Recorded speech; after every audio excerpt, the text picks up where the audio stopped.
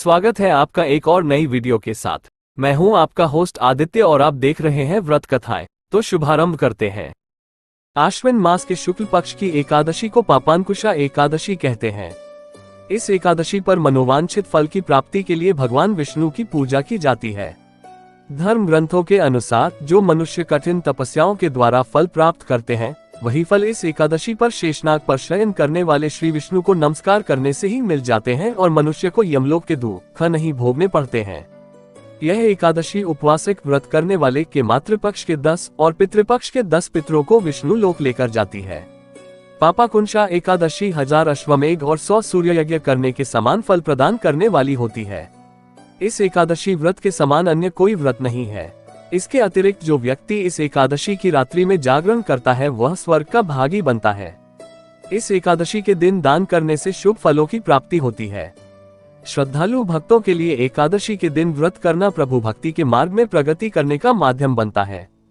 आइए जानते हैं पापांकुशा एकादशी व्रत कथा तथा उसका महत्व। प्राचीन समय में विंध्य पर्वत पर क्रोधन नामक एक बहेलिया रहता था। वह बड़ा क्रूर था। उसका सारा जीवन पाप कर्मों में बीता।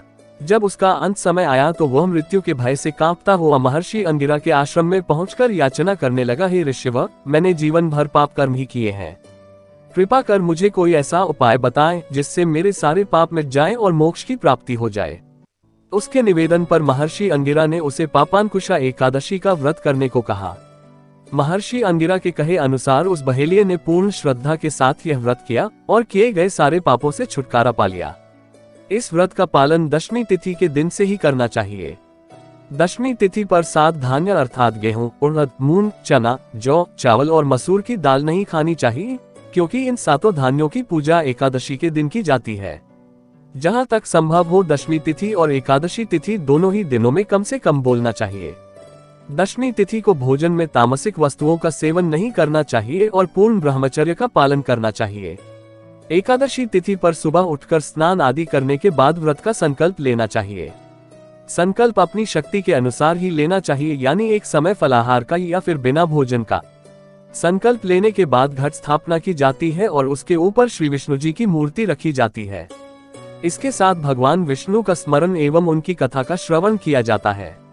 इस व्रत को करने वाले को विष्णु के सहस्त्र नाम का पाठ करना चाहिए। इस व्रत का समापन एकादशी तिथि में नहीं होता है, बल्कि द्वादशी तिथि की प्रातः में ब्राह्मणों को अन्न का दान और दक्षिणा देने के बाद ही यह व्रत समाप्त होता है। पूर्ण श्रद्धा के साथ यह व्रत करने से समस्त पापों से छुटकारा प्राप्त होता है। शास्त्रों में एकादशी के दिन की महत्ता को पूर्ण रूप से प्रतिपादित किया गया है। इस दिन उपवास रखने से पुण्य फलों की प्राप्ति होती है। जो लोग पूर्ण रूप से उपवास नहीं कर सकते, उनके लिए मध्याह्न या संध्या काल में एक समय भोजन करके एकादशी व्रत करने की बात कही गई है। एकादशी जीवों के परम लक्ष्य भगवत भक्ति को प्राप्त करने में सहायक होती है। ये दिन प्रभु की पूर्ण श्रद्धा से सेवा करने के लिए अति शुभकारी एवं फलदायक माना गया है। इस दिन व्यक्ति इच्छाओं से मुक्त होकर यदि शुद्ध मन से भगवान की भक्तिमय सेवा करता है तो वह अवश्य ही प्रभु की कृपा पात्र बनता है। ऐसी ही अन्य जानकारी के लिए कृपया आप हमारे YouTube चैनल से जुड़िए। चैनल को सब्सक्राइब कीजिए, वीडियो को लाइक और शेयर कीजिए और पुण्य लाभ अर्जित कीजिए।